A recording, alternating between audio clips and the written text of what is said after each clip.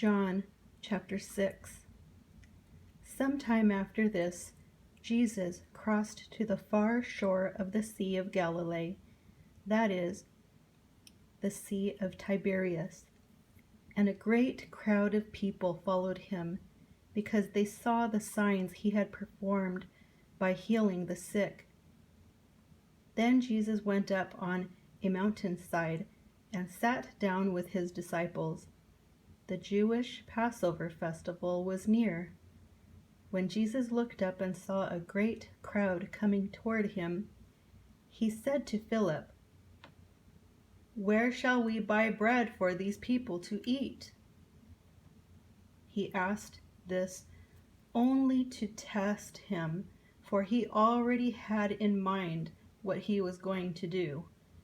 Philip answered him, "It would take more than half a year's wages to buy enough bread for each one to have a bite." Another of his disciples, Andrew, Simon Peter's brother, spoke up. "Here is a boy with 5 small barley loaves and 2 small fish, but how far will they go among so many?" Jesus said, "Have the people sit down." There was plenty of grass in that place that they sat down. About 5,000 men were there. Jesus then took the loaves, gave thanks, and distributed to those who were seated as much as they wanted. He did the same with the fish. When they had all had enough to eat, he said to his disciples, "Gather the pieces that are left over. Let nothing be wasted." So they gathered them and filled 12 baskets with the pieces of the 5 barley loaves left over by those who had eaten. After the people saw the sign Jesus performed, they began to say, "Surely this is the prophet who is to come into the world." Jesus, knowing that they intended to come and make him king by force, withdrew again to a mountain by himself. When evening came, his disciples went down to the lake, where they got into a boat and set off across the lake to Capernaum. By now it was dark, and Jesus had not yet joined them. A strong wind was blowing and the waters grew rough. When they had rowed about 3 or 4 miles, they saw Jesus approaching the boat, walking on the water, and they were frightened. But he said to them, "It is I. Don't be afraid."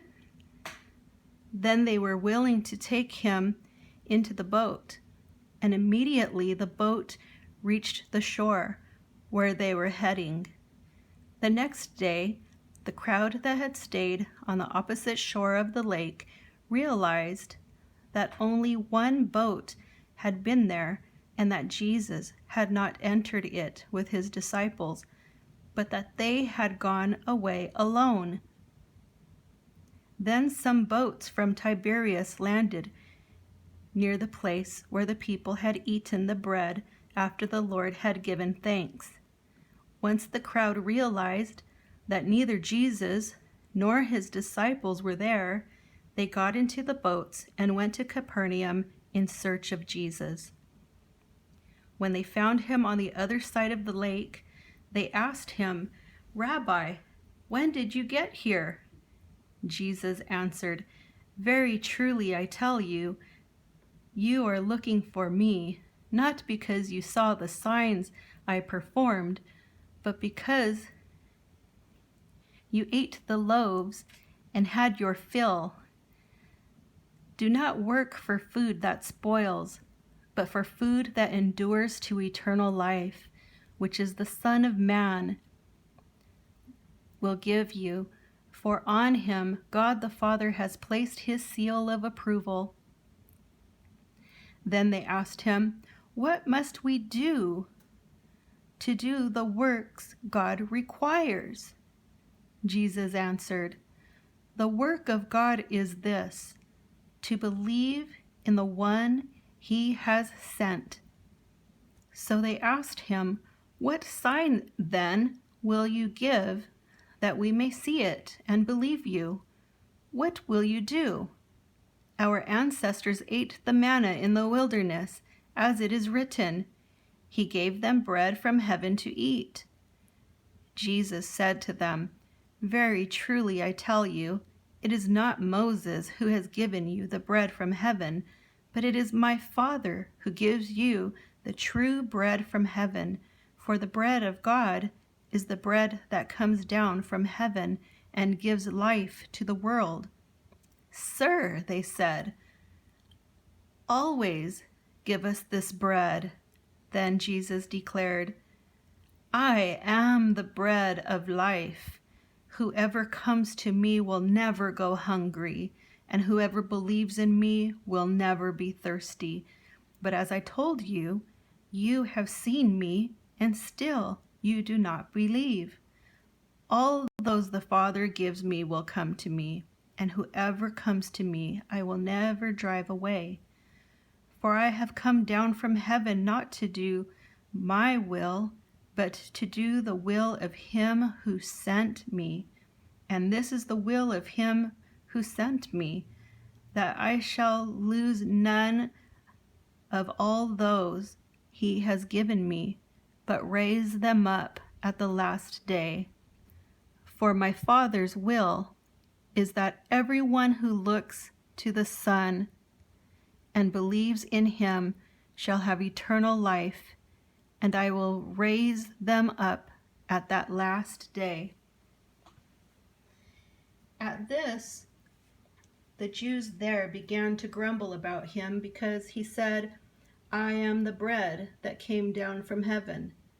They said, "Is this not Jesus, the son of Joseph, whose father and mother we know? How can he now say, 'I came down from heaven'?"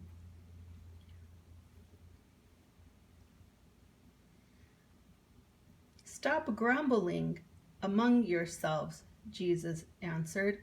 "No one can come to me unless the Father who sent me draws them, and I will raise them up at the last day. It is written in the prophets, 'They will all be taught by God.' Everyone who has heard the Father and learned from him comes to me. No one has seen the Father except the one who is from God. Only he has seen the Father. Very truly I tell you, the one who believes has eternal life. I am the bread of life.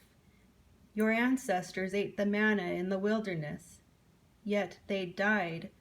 But here is the bread that comes down from heaven, which anyone may eat and not die.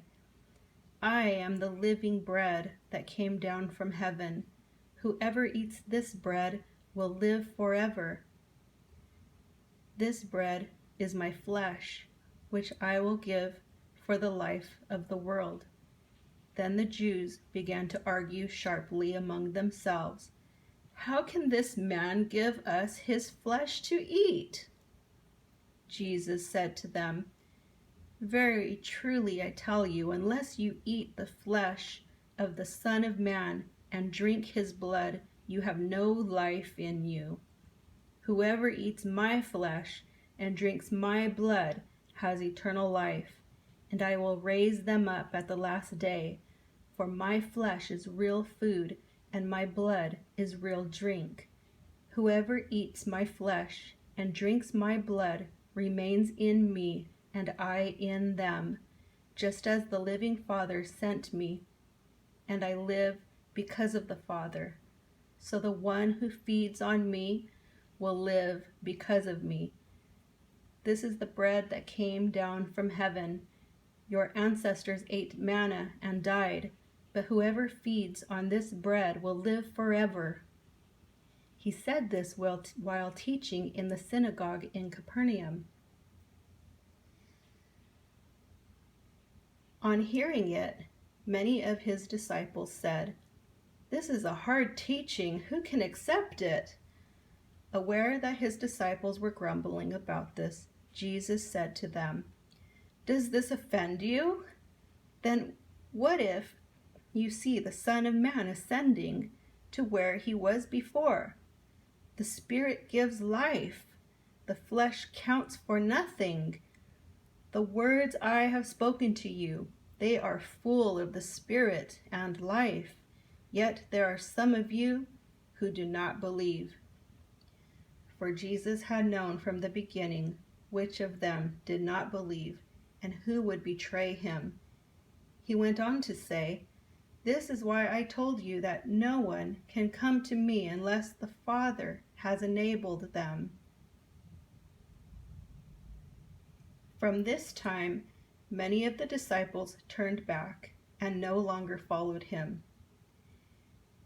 "You do not want to leave too, do you?" Jesus asked the 12.